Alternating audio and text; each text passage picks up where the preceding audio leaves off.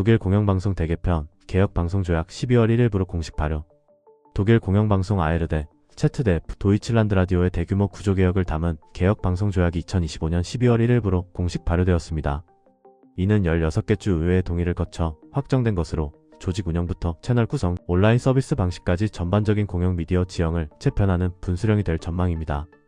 이번 조약은 전통방송 환경과 디지털 플랫폼의 변화에 대응해 양보다 질을 추구하는 미래지향적 구조 개혁을 목표로 합니다. 가장 즉각적인 변화는 라디오 채널의 대규모 축소입니다.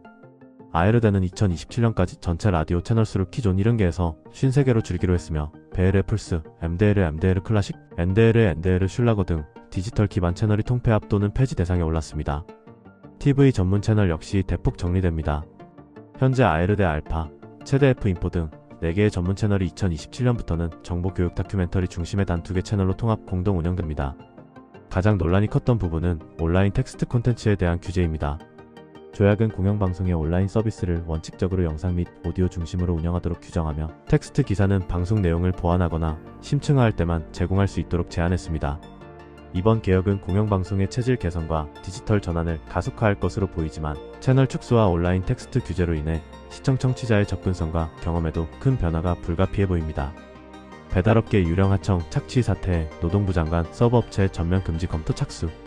독일 음식 배달 산업 내 광범위한 노동 착취와 폭력 사례가 드러나면서 바르벨 바스 연방 노동장관이 하청업체 전면 금지 도입을 공식 검토하겠다고 밝혔습니다.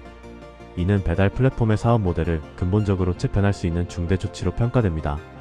에르베베 심층 취재에 따르면 배달 플랫폼들은 유령 하청 구조를 통해 노동법을 회피해왔습니다. 임금을 받지 못한 WLT 배달기사 사례에서 드러났듯 실체 없는 회사와 명의만 빌린 바지 사장을 내세워 최저임금 약 치료로 시급 미달, 사회보험 미납 등의 불법 운영을 일삼았습니다. 심지어 파업 지도자를 폭행하는 등의 폭력 사태까지 발생했습니다. 바스 장관은 직접 고용만이 노동자 보호를 포장하는 유일한 길이라며 직고용 의무 부과를 함께 검토하겠다고 지시했습니다. 현재 우버이츠는 전원 하청 구조이며 리퍼란도 역시 직고용 기사 2,000명을 해고하고 하청 구조로 전환 중입니다. 노동부는 헌법적 장벽을 언급하며 신중한 입장이지만 유가공업 하청, 금지법 등 과거 심각한 착취 문제에 대한 강력 규제 전례를 따라 정치권에서는 직고용 의무 도입 목소리가 커지고 있습니다. 시프리 보고서 세계 방산 매출 사상 최대 경신 독일 기업 36% 급성장. 전 세계적인 군비 경쟁 심화에 힘입어 방산업계 매출이 역대 최고치를 기록했습니다. 스톡홀름 국제평화연구소 시프리가 1일 발표한 최신 보고서에 따르면 전 세계 100대 방산업체의 2024년 총 매출은 전년 대비 약 6% 증가한 6,790억 달러로 집계되었습니다.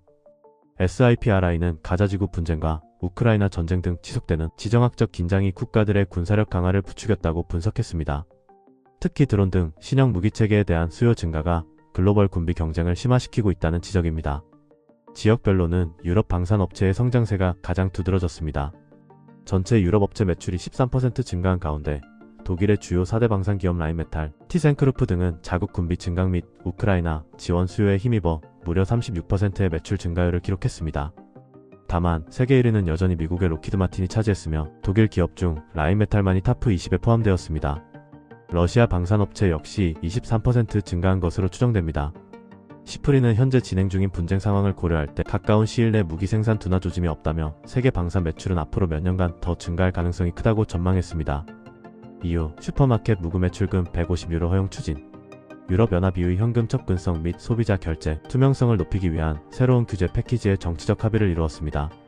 이르면 곧 EU 시민들은 물건을 구매하지 않아도 슈퍼마켓 등 소매점에서 최대 150유로까지 현금을 인출할 수 있게 됩니다. 이는 ATM이 부족한 농촌지역 주민들의 현금 접근성을 크게 개선할 것으로 기대됩니다. 현재 독일 등 많은 국가에서는 구매를 전제로 한 출금만 가능했지만 이번 EU 합의에 따라 계산대에서 바로 현금을 찾을 수 있는 무구매 출금이 공식 허용될 예정입니다. 또한 해외 여행객을 위한 수수료 규정도 강화됩니다. 앞으로 EU 내 모든 ATM은 출금 전에 부과될 모든 수수료와 이용료, 차액을 명확히 고지해야 할 의무를 지게 됩니다. 이는 불투명한 해외 출금 수수료 문제를 개선하고 소비자의 선택권을 보호하기 위함입니다. 이와 함께 소비자 혼란을 줄이기 위해 결제 내역의 명확성도 개선됩니다. 카드 결제 시 계좌 내역의 페이펄 등 중개 서비스 이름이 아닌 실제 결제한 매장 이름이 표시되도록 규정했습니다. 이번 법안 패키지는 유럽의회와 27개 회원국 정부 간의 합의를 마쳤으며 최종적인 형식적 승인만을 남겨두고 있어 EU 전역에 걸쳐 결제 환경에 큰 변화가 예상됩니다. 독일 연방경찰 드론 방어부대 공식 운영 개시. 독일 연방경찰 산하 드론 방어부대가 12월 2일 브란덴부르크 아렌스펠드에서 공식 운영을 시작했습니다. 이는 최근 코펜하겐, 위넨 공항 운영 중단 사태와 군사시설 상공에서의 미확인 드론 포착이 잇따르자 연방 내무부가 국가적 안보 위협에 대응하기 위해 신속히 마련한 조치입니다. 알렉산더 도브리트 연방 내무부 장관은 이번 부대 창설이 비협 조적 드론에 효과적으로 대응할 수 있는 연방 차원의 전략의 일환임을 강조했습니다. 초기에 약 130여 명 규모로 편성되는 이 부대는 다양한 신형 드론 대응 기술을 적용해 운용될 예정입니다. 정부는 또한 이달 중 연방 및 주 경찰, 안전당국이 참여하는 공동 드론 방어센터 설립 계획도 밝혔습니다. 이는 테러 방지센터 모델을 참고하여 전국적인 상황 정보를 공유하고 통합 대응 체계를 구축하는 역할을 맡게 됩니다. 이와 함께 독일 정부는 연방경찰법 및 항공보안법 개정을 통해 경찰의 위험 드론 제지 및 요격 권한을 강화하고 필요시 연방군의 지원을 받을 수 있도록 법적 기반을 마련했습니다. 다만 녹색당 등 야당은 연방경찰주, 경찰 연방군 간 책임 소재가 불명확해 사건 발생 시 혼선이 빚어질 수 있다며 연방경찰이 명확히 주도권을 가져야 한다고 경고했습니다.